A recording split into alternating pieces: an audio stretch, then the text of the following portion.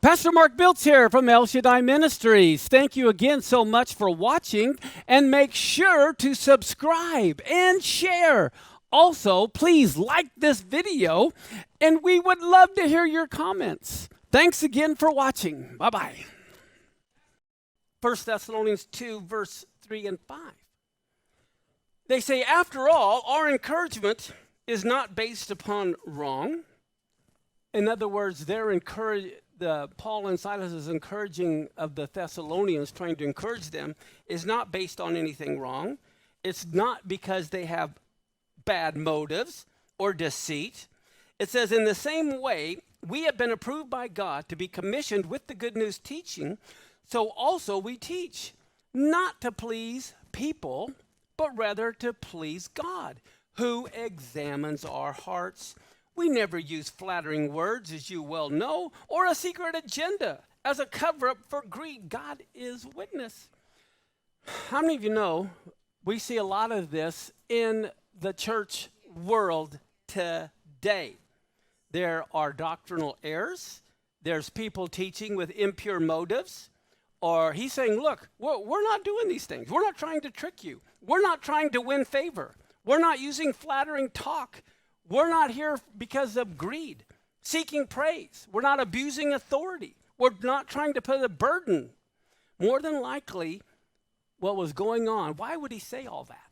He would say all that because he's trying to counter the false motives other people are putting on them.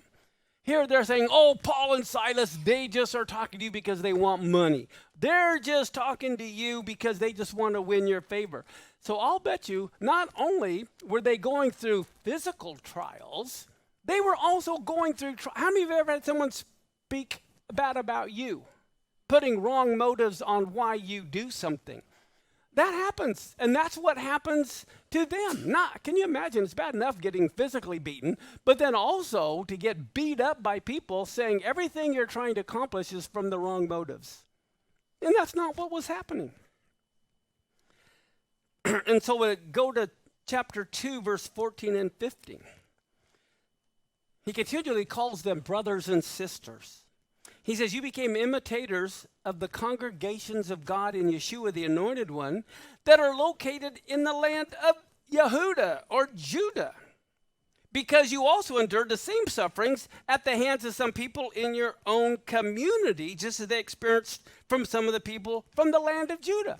In other words, in Jerusalem and in Judea, the believers were being attacked by the unbelieving Jews. Those in the same community, how many of you know oftentimes it's within the community of God, people are beating up on each other. I mean, there's a lot of friendly fire goes on in the church. We end up shooting each other, tripping each other up.